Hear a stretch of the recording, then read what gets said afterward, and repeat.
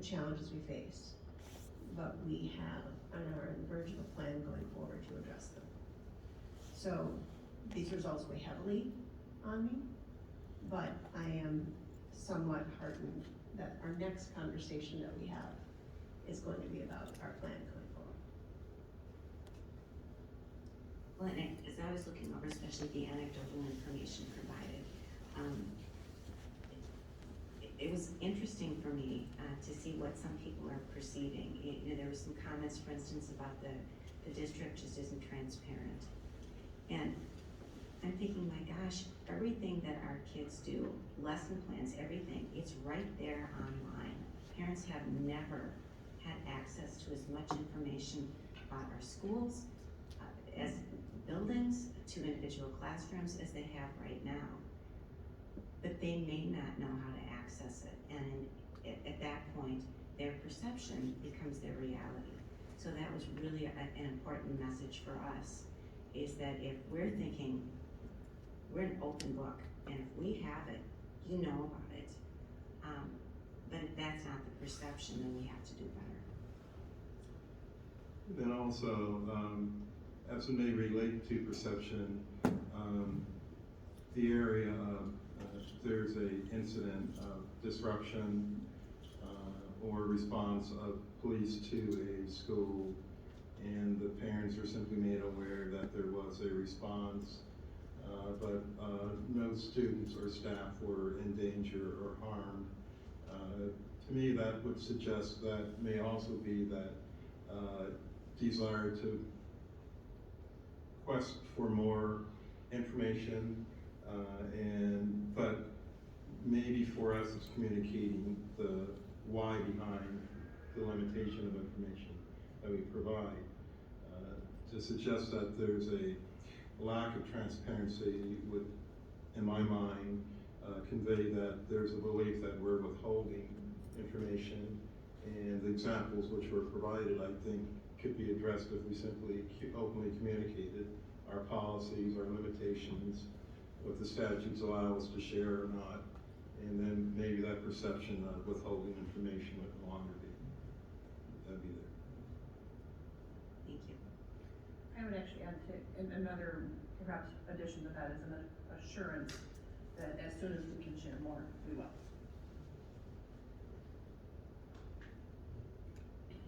Invite our colleagues in Wilder to stay, and Dr. Ruck to go over an overview of his, and then we certainly can jump in as Peter is having the chance to give us a sense of some data from our students, some quantitative data from our students.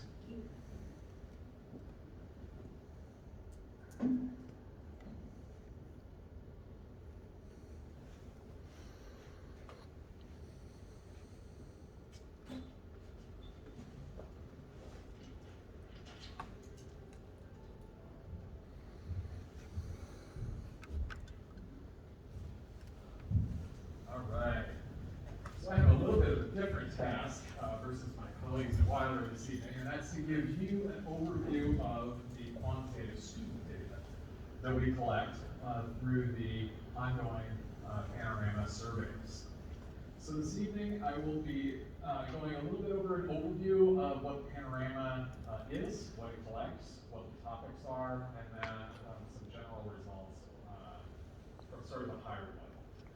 The detailed responses, the detailed data are in your written report that's part of your report packet, so there's additional details there. In addition, all of the visuals that I have on the slides this evening are in that written report, so you don't have to worry about trying to copy them down. All right, so Panorama is, we often call it the Panorama survey, but it's actually multiple surveys. It's a series of surveys on a variety of topics. And it also does go to our instructional staff, all of our other employees as well. There's an employee component. I will only briefly touch on those tonight, but there's a lot of data in the employee surveys. What I will say is the employee data largely complement everything that our folks from Wilder have said this evening. You'll find pretty similar themes in the quantitative data.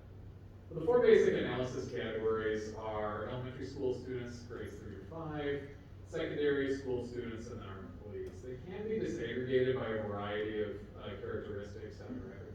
so on. And which you'll see in some of the results coming up.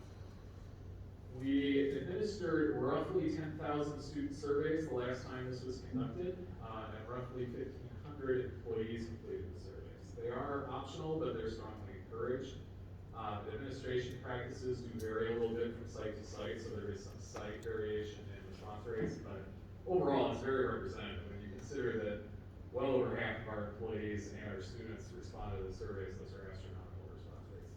It's completed semi-annually, and for the most part, we do have historical data going back to 2019, not for all of the surveys, but we do have some trend data that you'll see tonight. The topics on our Panorama survey cover a lot of topics, and some of it's even pretty disjointed, but it covers a lot of the same items that you heard about this evening already, including school climate, staff and student perceptions of sufficient support, some social emotional learning outcomes, school safety, student perceptions of expectations, and finally, two large equity inclusion components. So results this evening for the Panorama student survey are broken into 4 groups. The first one is one that I call rules and behavior. The broad organizing question is something along the lines of, how do students view the behavior of others impacting their learning? How do they view the implementation of rules in their school? And do they view these items differently? So what you'll see here is the percent of students reporting that rules are fair at their school by race or ethnicity. As my colleagues from Wilder spoke about earlier this evening, there's a perception among parents that rules are not necessarily fairly implemented at the schools, and it's disproportionate by race and ethnicity. Those same things are borne out in our student results as well. And you can see that that disproportionate impact is consistent across age groups as well, primary and secondary students. The other thing that I thought was particularly interesting about this perception of fairness is it starts early and it endures. So the percent of students who believe rules are fairly implemented is only 3/4 in 3rd grade, and it's still right around 70% by the time you get to 12th grade. So the takeaway here is these lessons about perceptions of fairness and equity are being learned early, and they're being carried through the time that students are with us.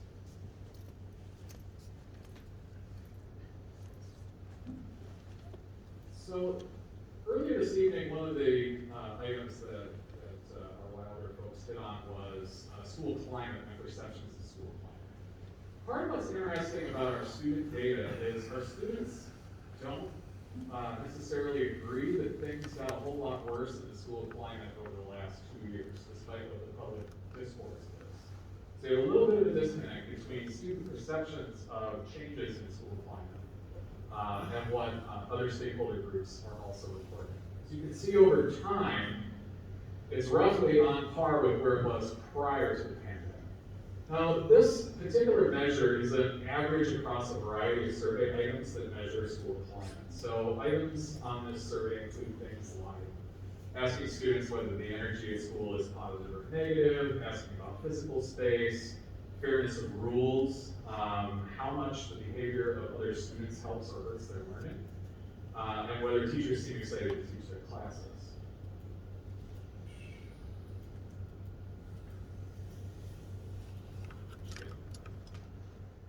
So moving on to our second big group, expectations and how rigorous do students believe their teachers' expectations are of them, and how much encouragement and support do they receive? So on this figure, you'll see that it's a percent of students who are confident that if they ask for help, help will be sought. Only 57% of students said they were comfortable asking for help from adults at their school in the first place. And about 2/3 believe that they would receive the help they needed if they asked. It is concerning, but it's also very actionable, because there's a lot of research out there about creating an environment in which students feel more comfortable to engage with some of these things, whether it's developmental relationships early on, or there's all sorts of different research out there about it. So it's actually a pretty actionable piece of information that this tells us. There's also a noticeable drop, and if you look at the Panorama data in their dashboard system, between primary and secondary school. So something happens, and obviously there are significant structural differences between primary and secondary school. Like, there's a lot of different factors that could explain it, but there is certainly a decrease in students' comfort and belief that they'll receive help when they make the transition to secondary school. So there's probably a need for some qualitative data follow-up in that area to get some of what's really the causal mechanism. Did students believe that their teachers' expectations of them changed over the last 3 years? Once again, you can see there may actually have been a bit of a decrease during the pandemic, but no real change among what our students are telling us. They're telling us their teachers have roughly the same expectations that they had before. That's their perception.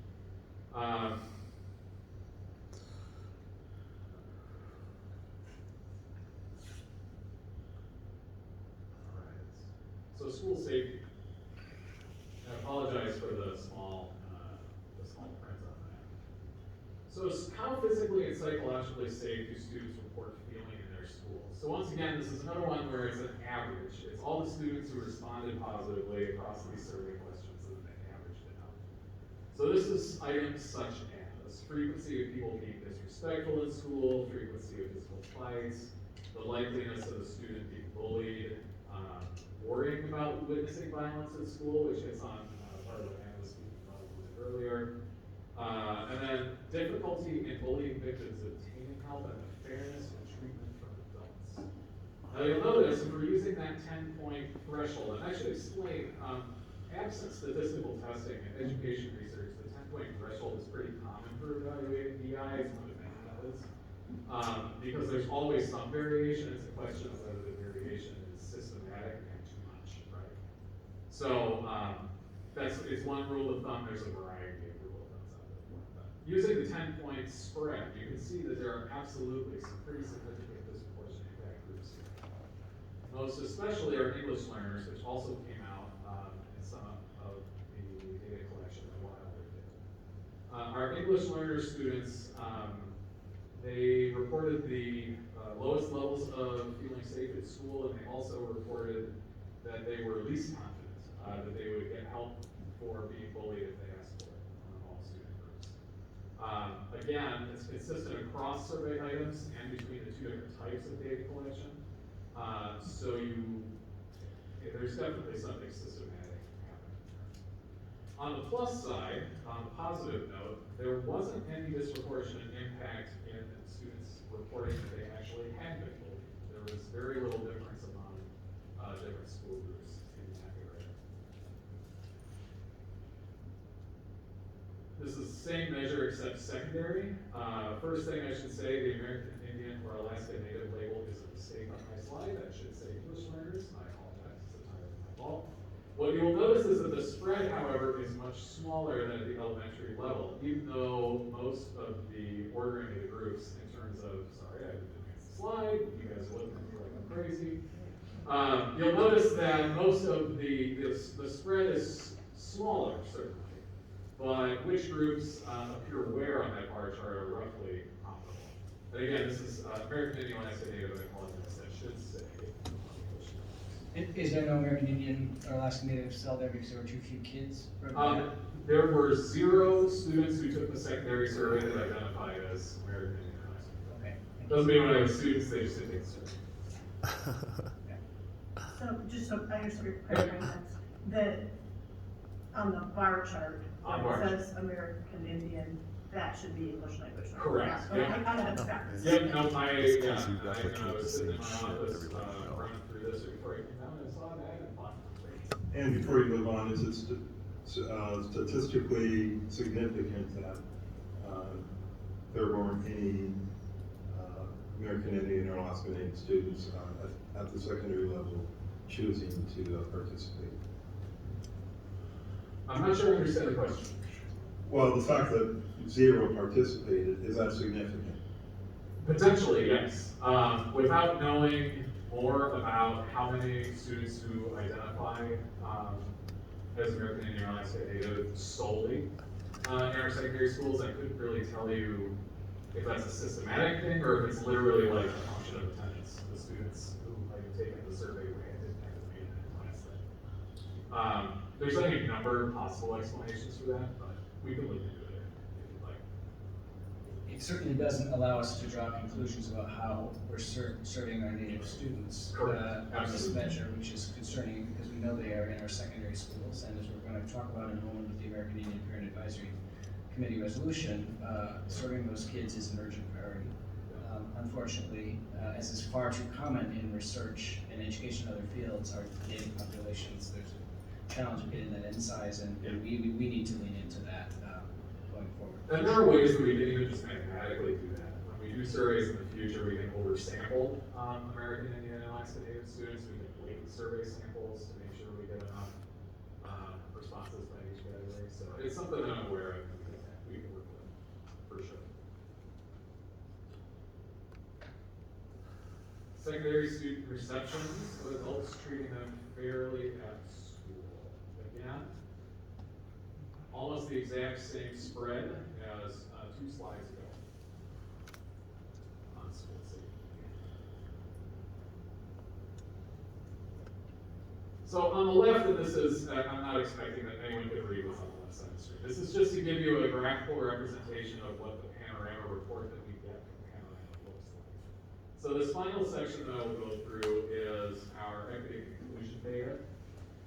What this panel is showing you on the left is that in Panorama's data, our diversity and inclusion average fell in the 80th percentile nationally.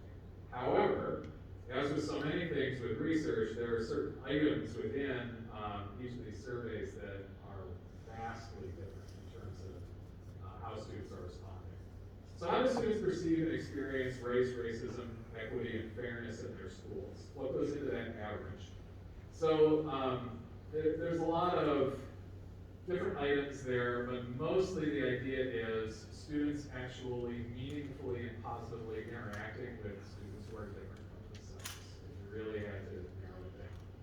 Spending time with diverse groups of students, having classes with students who look different than you, diverse groups of students who hang out, close friendships, and then are students and adults treating students differently based on race or ethnicity. So we'll get into all of that.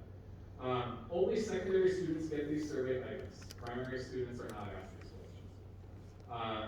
While it's probably too early for me to comment on any causal relationship, there are 2 general items that I think affect some of our data in this area that are more national trends. The first one is that districts with rapidly changing demographics often experience many of the same types of issues that we explored today, and that's been happening in Rochester as well. It's also worth keeping in mind as we're talking about students from different backgrounds interacting with each other, and you're thinking about where we fall nationally, that schools today are more segregated than they were before Brown versus Board of Education. Desegregation peaked in the 80s and they moved back the other way. So that's why these items are asked on a nationwide survey across the country, because even in a school that's quote unquote diverse, if everybody's operating in their own pockets and their own silos, how will that be equal? So that's why these questions are so important. All right. So perceptions matter. Students reporting that an adult has treated them differently at their school because of their race. And this is specifically race. This question did not allow for anything else, it was just race. As you can see, the proportion, again, and it mirrors all the other items we've talked about this evening, Black students and English learners, definitely the most likely to have that belief, or to have had that experience. And sort of down from there. Gifted and white students being at the other end of the spectrum. Students reporting another student has treated them differently because of their race. And I think what was concerning between there's a lot here, but one of the things that jumped out at me as being concerning is the difference in these 2 slides for students in the middle of the pack, so to speak. When it gets to has another student treated them differently because of their race. Basically, students who are non-white are all in the same boat in terms of proportions where it's perfect to them. Whereas the adult data is a little bit different. Heather, just Yep, Quick question. sure. In these slides about race, special education's included, how is that? So it's a really good question. Panorama disaggregates these questions by special education status also. And so what they're asking is, basically what it's saying is if you're a special education student and you're a student of color, does that make sense? Okay, yeah, Yeah, thank you. that's a good question. The labeling is probably be clear.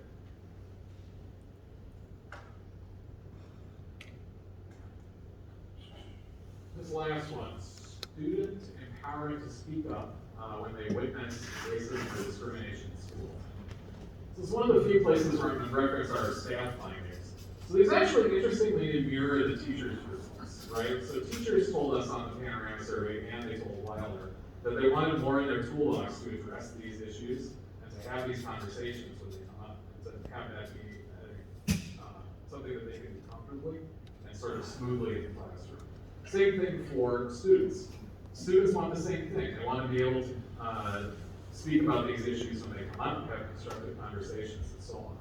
So it's another actionable possibility there, in that we can have parallel strategies for both students and staff as we think about how to improve the climate where we be able to discuss these issues.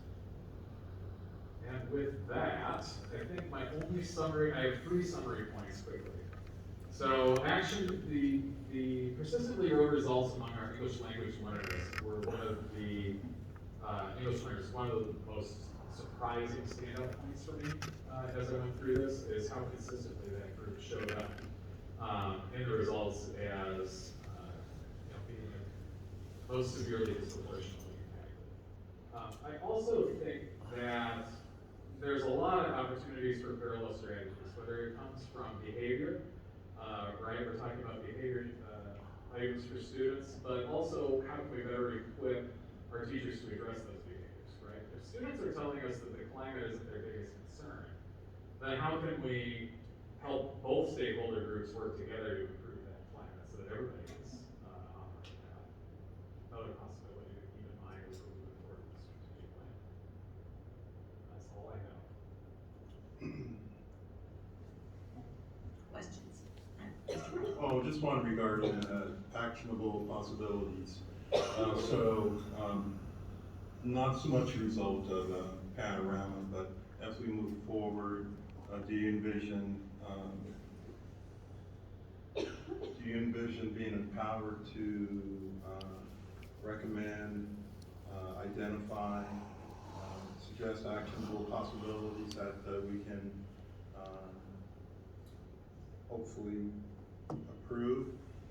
Secondly, directly related, will you be providing input regarding the strategic plan and incorporating those actionable possibilities into that? So the answer to the second one is yes, that's already occurred. I've been on one of the subcommittees. Denise Moody invited me to be on the Outcomes and Measures Committee. So I've been able to have some contributions there. Remind me the first question again, I apologize. Moving forward. Oh, yes, I have, yes. To say that I feel empowered is an understatement. I have fantastically supportive colleagues and a really good group of folks that I work with who are very open to ideas. It's an idea incubator of the third floor. It's a good thing. So yes, I absolutely feel empowered. So we can expect some great stuff. Thank you. And I just want to comment, thank you. The data's been extremely important, and I got the word from Dr. McCall earlier. The analysis is so much more thorough than we've had before. Not only your comments about it, but the action planning and the ideas that you have. I think that's been missing, and I'm glad to hear it. So thank you. Thank you. I would second that too. I think it was one thing to hear it from people, especially the 3 of us were campaigning not too long ago, but to be able to see numbers. And I still recognize that even though we got great results, our N and a number of those categories was fantastic, it's still not representative of everyone. And so those people, I think for me, an actionable item is, for the people who are consistently not represented in the survey data, how are we going to make sure that their voices are heard? I completely agree. The quantitative data tend to be really good for theory testing, and qualitative data tend to be really good for theory planning.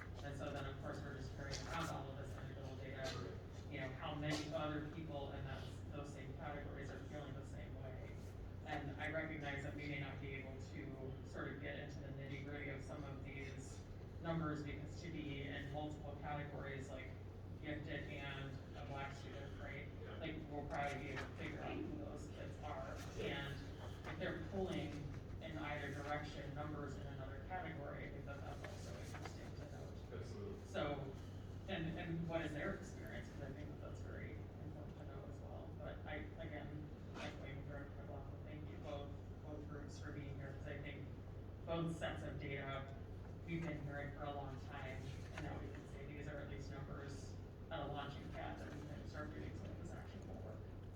So thank you. It's Nathan.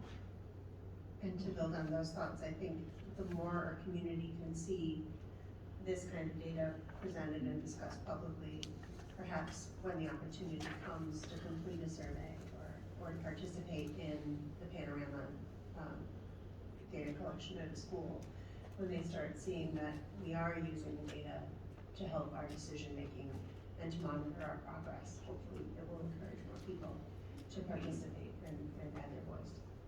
Thank you so much, all three of you. This is really valuable, and the good news is, as you continue to say, we're using this to make really important changes, and we're doing it right now. So, thank you. It's been really valuable. We will move on then to, again, a fan favorite, policy recommendations, 8.02, policy committee.